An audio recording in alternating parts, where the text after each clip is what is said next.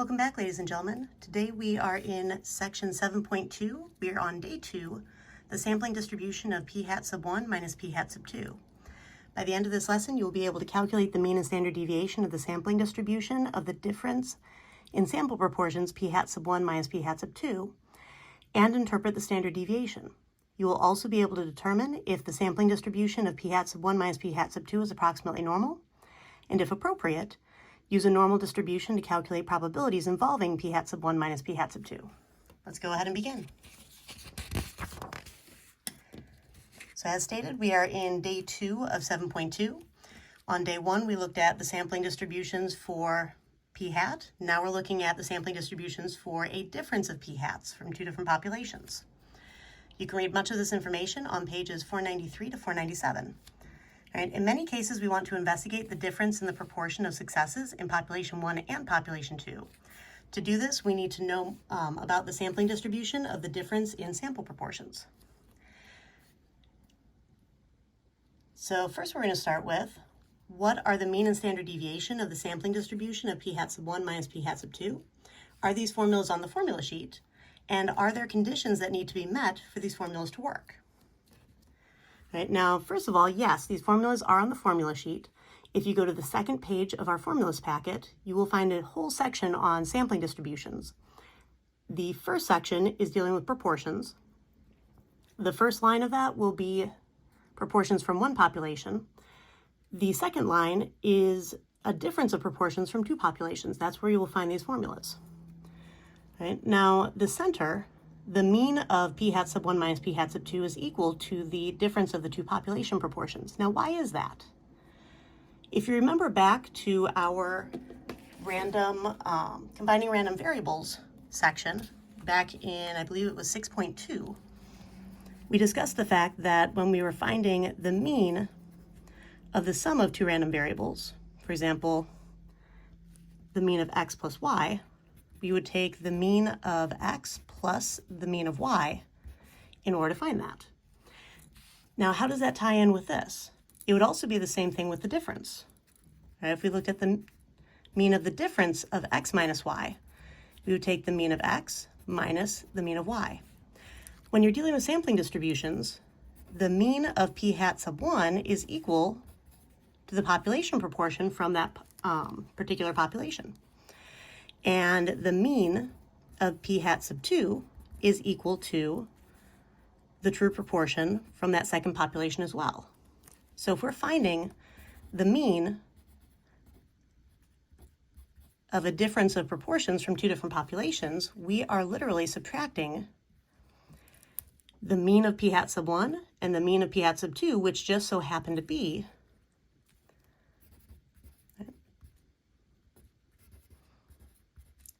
the population proportions.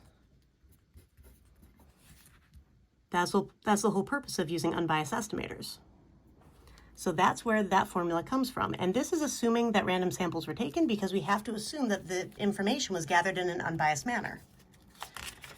Now, likewise, the standard deviation of p hat sub 1 minus p hat sub 2 also comes from our section on combining random variables. All right, so standard deviation of p hat sub 1 minus p hat sub 2 is equal to the square root of the true proportion from the first population times 1 minus that true proportion from the first population divided by the sample size we took from that population, plus the true proportion from population 2 times 1 minus the true proportion from population 2 divided by the sample size we took from population 2. Now, why would this be? Well, if you look at your formula sheet, you'll find that the standard deviation of p hat was equal to the square root of p times 1 minus p over n. When you break this down to two different populations, that means that the standard deviation of p hat sub 1 was equal to the square root of p sub 1 times 1 minus p sub 1 over the sample that we took from population 1. And the standard deviation of p hat sub 2 was equal to the same thing, but coming from the second population.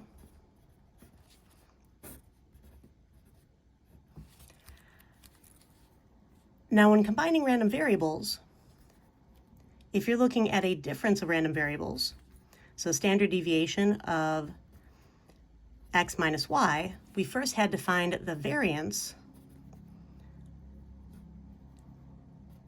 of x minus y, which was equal to the variance of x plus the variance of y. And the thing to remember about variance is that's just the standard deviation squared. So when we were finding the standard deviation of p hat sub 1 minus p hat sub 2, we first had to find the variance of each of these, which means that we had to square both sides. And when you square a square root, those operations cancel each other out. So the variance of p hat sub 1 minus p hat sub 2 is actually equal to the fractions within those square roots after we squared them to turn them into variances. And even when you're subtracting, we're still adding variances. We're using Pythagorean theorem, basically distance formula in an expanded form, because standard deviation is essentially average distance from the mean. Right, so this one squared takes away that square root sign, leaving you with p sub 2 times 1 minus p sub 2 over n sub 2. And then to go back to standard deviation, you have to take the square root of both sides, which is why all of this is under a single square root, because that's the last step that we take.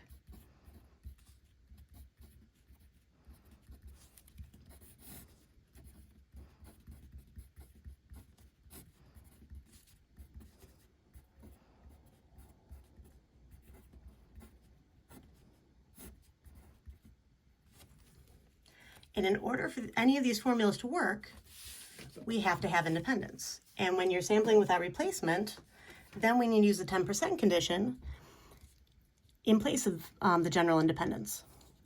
Right? So this only works if we can assume that the sample sizes are less than 10% of the population sizes, and that the two samples are independent. Right? This is so that our Pythagorean theorem can work. All right, remember, distance formula is based upon a squared plus b squared equals c squared. All right, now this takes care of our center, this takes care of our spread, our variability. And what about our shape?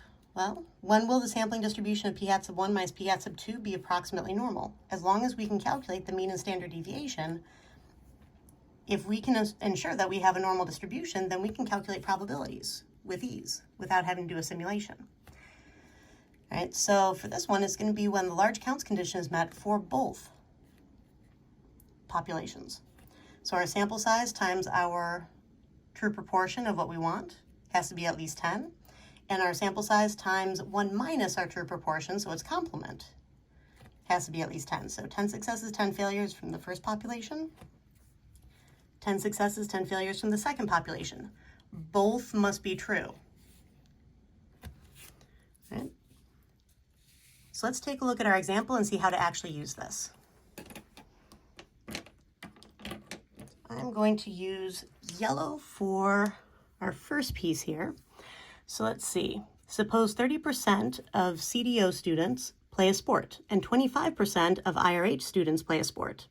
Select a simple random sample of size 50 from each school. All right, so CDO, 30%, true proportion. Let's go with pink for IRHS, 25%, which means that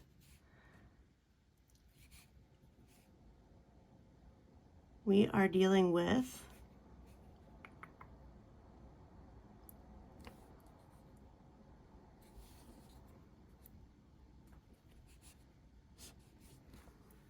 p sub 2 is equal to 0.25. And let's see.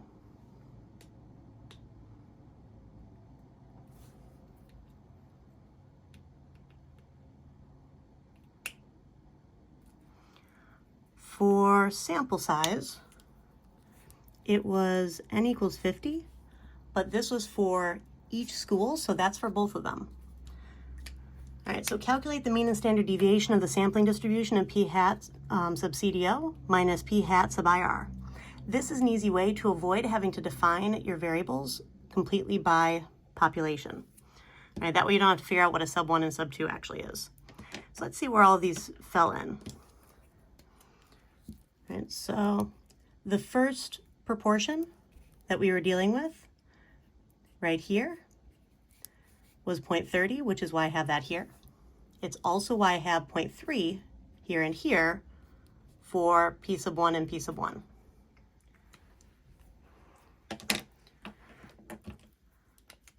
Now our second proportion, we need to subtract our second proportion from our first, which is why I'm subtracting p sub 2 right here. That's why I took minus 0.25. That's where this came from. And that's how I'm getting that 0.05. All right, center has nothing to do with sample size. So mu sub p hat sub, I would say CDO minus p hat sub IR is equal to the first proportion minus the second, which is 0.30 minus 0.25, which equals 0.05. Remember, the 0.30 came from 30 divided by 100. That's what percent means.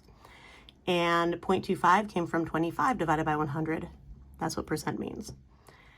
All right, so this is the true center of the sampling distribution. And then for our standard deviation, I'm going to finish filling these in. So I took the square root of the true proportion from the first population times 1 minus the true proportion from the first population, divided by the sample size. And this time the sample size is the same for both. That's not always the case. And then the true proportion for my second population is 0.25, so I have my second population proportion times 1 minus that proportion divided by my sample size.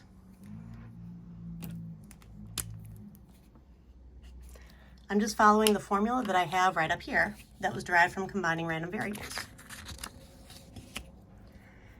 And when you type all of this into the calculator, now remember, you need to actually make sure that you are putting all of this under the square root sign.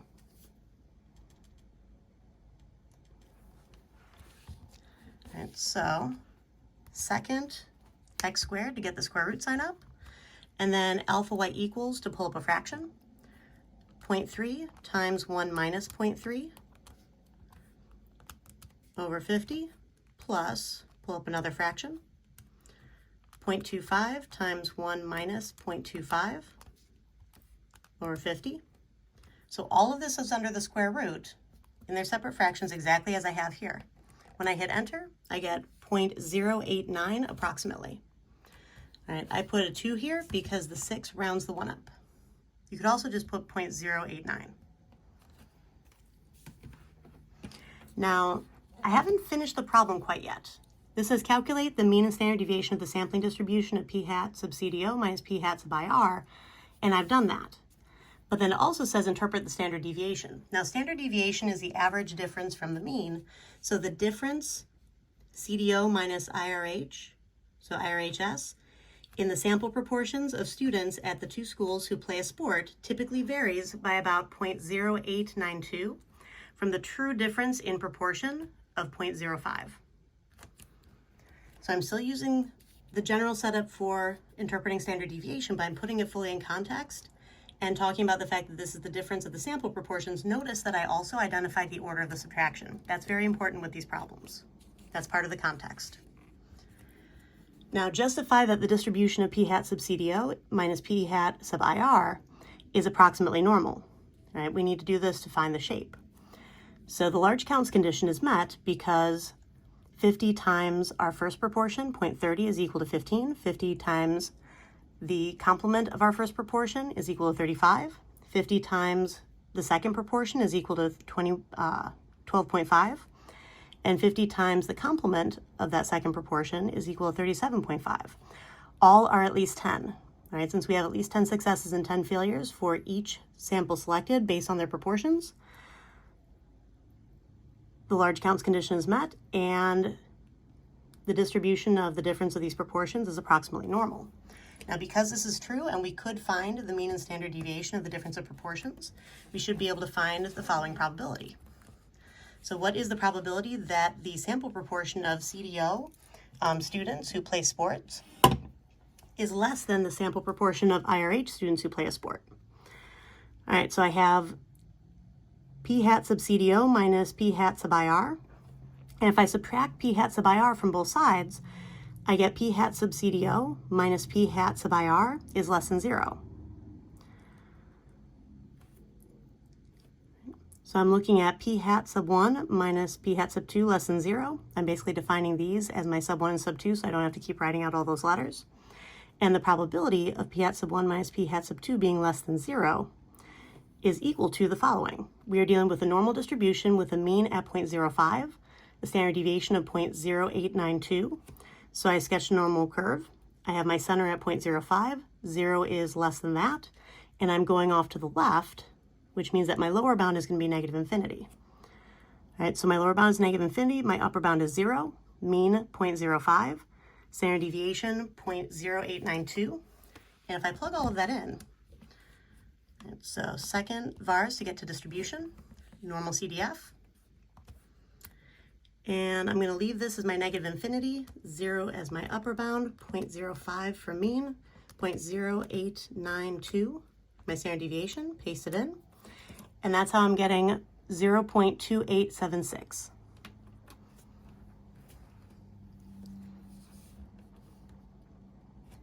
All right, that's all for this one. We'll see you in class.